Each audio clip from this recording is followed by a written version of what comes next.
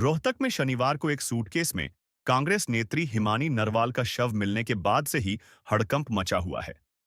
इस मामले की जांच के लिए हरियाणा पुलिस ने एक एसआईटी का गठन किया है। रविवार को हिमानी के शव का पोस्टमार्टम कराया गया। पोस्टमार्टम हाउस पहुंची हिमानी की मां ने कांग्रेस के स्थानीय नेताओं पर सनसनीखेज आरोप लगाए हैं। उनका कहना है कि उनकी बेटी की हत्या राजनीतिक रंजिश में हुई है। हिमानी की मां के बयान के बाद बीजेपी ने कांग्रेस को घेरा है। बीजेपी नेता अमित मालवीय ने अपने एक्स पोस्ट में इसे तंदूर कांड के बाद सूटकेस कांड बताया है। कांग्रेस ने भी उच्च स्तरीय जांच की मांग करते हुए दोषियों को सजा की गुहार लगाई है। हिमानी का मां का कहना है कि उनकी बेटी साफ सुथरी राजनीति करना चाहती थी, लेकिन लोग उसे दलदल में फंसाना चाहते थे। वो पिछले 3 दिनों से उनके संपर्क में नहीं थी। हिमानी के भाई ने भी बहन के लिए इंसाफ की मांग की है। बताया जा रहा है कि हिमानी नरवाल के बड़े भाई की करीब 14 साल पहले हत्या कर दी गई थी। उनकी हत्या के 4 साल बाद हिमानी के पिता ने आत्महत्या कर लिया था। बीएसएफ में काम करते थे। उनकी मौत के बाद हिमानी मां को उनकी जगह दिल्ली में नौकरी मिल गई। वो अपने छोटे बेटे के साथ बीएसएफ कैंप में रहने लगी, लेकिन अपनी पढ़ाई की वजह से हिमानी रोहतक में ही रुक गई। वो विजयनगर में अपने पुश्तैनी मकान में अकेले रहा करती थी। हिमानी की मां ने कहा, मेरी बेटी को न्याय मिलना चाहिए। उसने छोटी सी उम्र में बहुत कुछ दांव पर लगाया था। मेरे घर कांग्रेस पार्टी के बहुत से लोग आते रहते थे। ऐसे में उसकी हत्या के पीछे किसी का भी हाथ हो सकता है। मेरी सरकार और प्रशासन से अनुरोध है कि वो मेरी बेटी को न्याय दिलवाएं। मैं बेटी के साथ 27 फरवरी की शाम 4 बजे तक थी। इसके बाद मैं घर से गई हूं। 28 को फोन किया तो फोन बंद आ रहा था।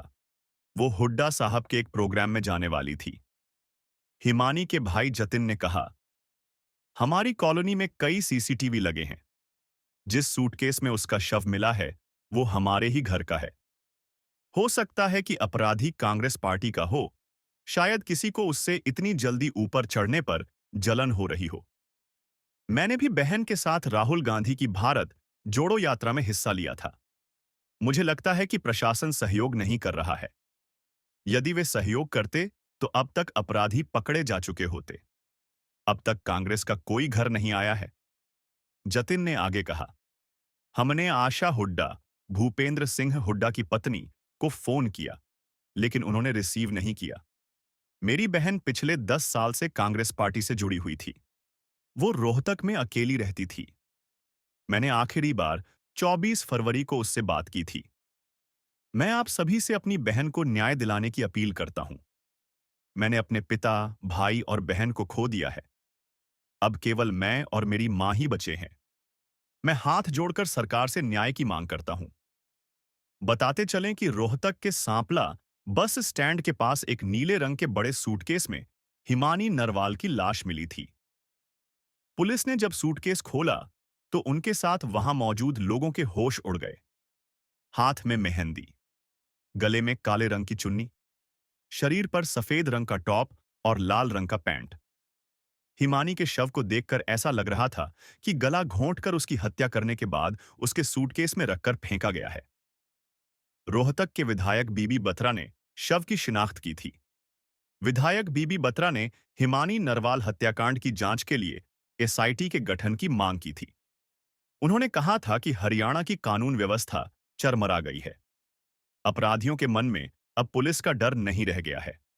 यही वजह है कि इस तरह की वारदात लगातार हो रही है। हरियाणा के पूर्व मुख्यमंत्री भूपेंद्र सिंह हुड्डा ने भी इस घटना पर हैरान जताई थी। उन्होंने कहा था कि इस हत्याकांड की उच्च स्तरीय और निष्पक्ष जांच की जाए। पीड़ित परिवार को जल्द न्याय मिले।